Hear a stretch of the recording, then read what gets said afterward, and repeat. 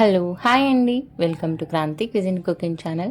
ఈరోజు మనం కాజు కత్లీ తయారు చేసుకోబోతున్నాం. ఇంత ఈజీ అని అస్సలు అనుకోలేదండి. జస్ట్ 10 మినిట్స్లోనే అయిపోతుంది. చేయరాని వాళ్ళు కూడా ఇట్టే చేయొచ్చు అనమాట. ఇంగ్రీడియంట్స్ కూడా 3-4 ఇంగ్రీడియంట్స్తోనే అయిపోతుంది. స్వీట్ షాప్లో కన్నా బెటర్గా మనం ఇంట్లోనే చేసుకోవచ్చు. ఇప్పుడు తయారీ విధానం: ముందుగా ఒక 350 గ్రాముల కాజు తీసుకోండి. దీనికి 250 గ్రాముల పంచదార తీసుకోండి. ఇప్పుడు కాజుని మిక్సీ జార్లో వేసుకొని మెత్తగా వచ్చేలాగా మిక్సీ పట్టేసుకోండి. ఇలా రావాలి. ఇప్పుడు దీన్ని జల్లెడ పట్టేసుకుందాం. గడ్డలు ఏవి రాకుండా జల్లెడ పట్టేసుకుంటే కాజు కత్లీ అనేది సాఫ్ట్గా వస్తుంది. ఇలా జల్లెడ పట్టేసుకున్న తర్వాత చూసారు కదా, ఇలా మిగిలిపోయింది ఉంటే మళ్ళీ మిక్సీ పట్టేసుకొని జల్లెడ పట్టేసుకుంటే సరిపోతుంది. చూసారు కదా, ఈ కాజు ఫ్లోర్ అనేది ఇలా రావాలి సాఫ్ట్గా.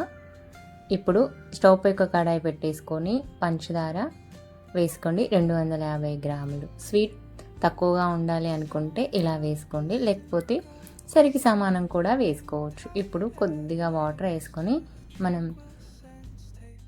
లేతగా పంచదార పాకం పట్టుకోవాలి.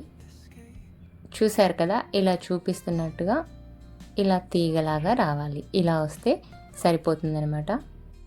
మనం పక్కన పెట్టేసుకున్న కాజు పౌడర్ని వేసుకొని గ్యాస్ అనేది పూర్తిగా సిమ్లో పెట్టేసుకొని ఇలా కలుపుకోండి, ఉండలు కట్టకుండా. ఇలా ఒక జస్ట్ 3-4 మినిట్స్ చేస్తే చాలు అండి, ఈజీగా దగ్గర పడిపోతుంది. ఇప్పుడు ఒక 1/2 టీ స్పూన్ లేదా 1 టీ స్పూన్ గీ యాడ్ చేసుకోండి. అడుగు పట్టకుండా బాగుంటుంది అన్నమాట. ఇంకా కాస్త దగ్గర పడాలి అండి. చూసారు కదా, ఇప్పుడు ఇది ఇలా వచ్చిన తర్వాత దీన్ని కొంచెం చేతిలోకి తీసుకొని ఇలా ఉండలు కడితే సరిపోతుంది అనమాట. ఇప్పుడు స్టవ్ ఆఫ్ చేసేసుకొని బటర్ పేపర్ తీసుకొని దాంట్లో కాజు ముద్దని వేసుకొని ఇలా ప్రెస్ చేసుకోండి. సాఫ్ట్గా అవుతుందన్నమాట.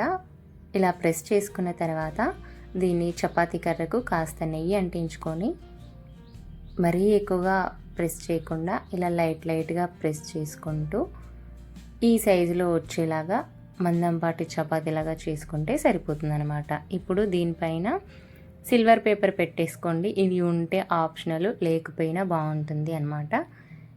ఇప్పుడు స్కేల్ తీసుకొని నైఫ్ లేదా ఇలా పిజ్జా కట్టర్తో చక్కటి కాజు కత్లీ షేప్ వచ్చేలాగా కట్ చేసుకోండి, డైమండ్ షేప్లో.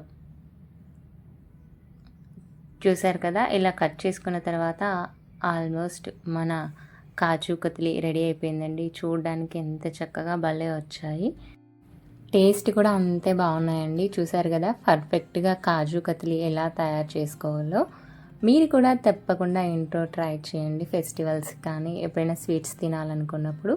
చూసారు కదా, కాజు కత్లీ ఎలా తయారు చేయాలో. వీడియో కనుక మీకు నచ్చినట్లయితే లైక్ చేయండి. మరిన్ని వీడియోల కోసం మన ఛానల్ని సబ్స్క్రైబ్ చేయండి.